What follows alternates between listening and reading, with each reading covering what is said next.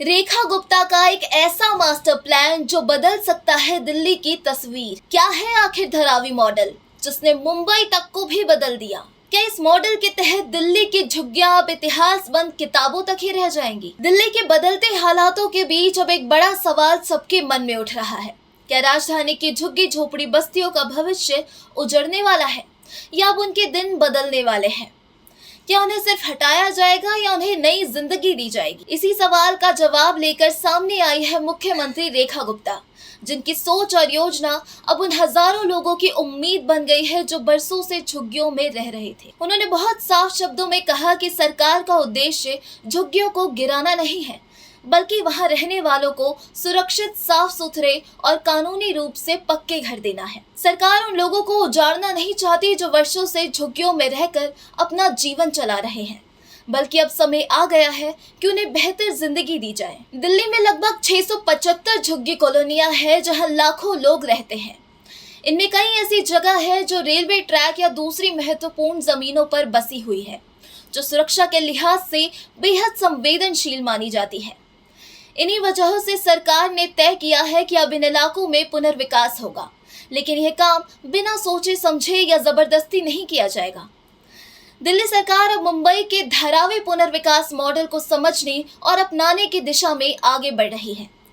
धारावी देश की सबसे बड़ी और सबसे पुरानी झुग्गी बस्ती मानी जाती है और वहां पर जो योजना बनाई गई है वह सिर्फ घर बनाने तक सीमित नहीं है, बल्कि उसमें लोगों के रोजगार, सफाई, पानी, बिजली और सड़क जैसी सभी जरूरतों का ध्यान रखा गया है।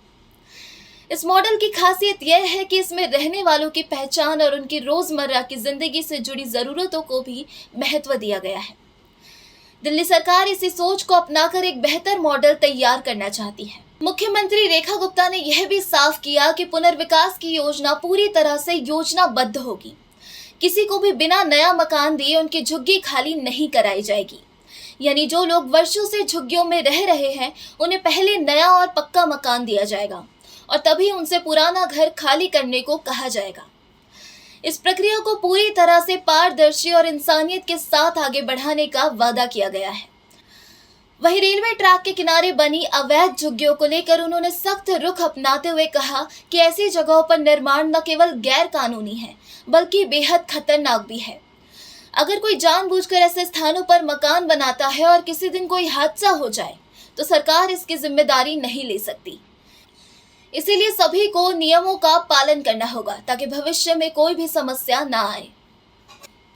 दिल्ली सरकार इस समय झुग्गी वासियों के लिए सिर्फ घर नहीं बना रही, बल्कि एक सुरक्षित और गरिमामय जीवन देने की कोशिश कर रही है। इसके लिए कई इलाकों में बुनियादी ढांचे के काम पहले से शुरू हो चुके हैं। शालीमार बाग, हैदरपुर और अंबेडकर कॉलोनी जैसे इलाके में ड्रेनेज सिस्टम को ठीक किया जा रहा है, सीवर लाइन डाली जा रही है, सड़कें बन रही है और ग्रीन इंफ्रास्ट्रक्चर पर काम हो रहा है। इसके साथ ही सुरक्षा के लिए क्रैश बैरियर, सीमाएं, बाउंड्री वॉल और पानी की निकासी के लिए पंपिंग स्टेशन भी बनाए जा रहे हैं। इन सब कामों पर करोड़ों रुपए खर्च किए जा रहे हैं और सरकार लगातार इनकी निगरानी कर रही है ताकि काम की गुणवत्ता बनी रहे और लोगों को जल्द से जल्द इसका लाभ मिल सके। इस पूरे मामले में रेखा गुप्ता ने यह भी कहा है कि दिल्ली की पिछली सरकारों ने झुग्गी वासियों से सिर्फ वादे किए, लेकिन कभी उन वादों को पूरा नहीं किया। कई मकान तो ऐसे हैं जो बने हुए हैं लेकिन उनमें लोग नहीं रह रहे, जबकि लोग अपनी मेहनत की कमाई से पैसे जमा कर चुके थे। अब सरकार यह सुनिश्चित करना चाहती है कि जो मकान बने हैं उनका सही इस्तेमाल हो और लोगों को उनका हक मिले।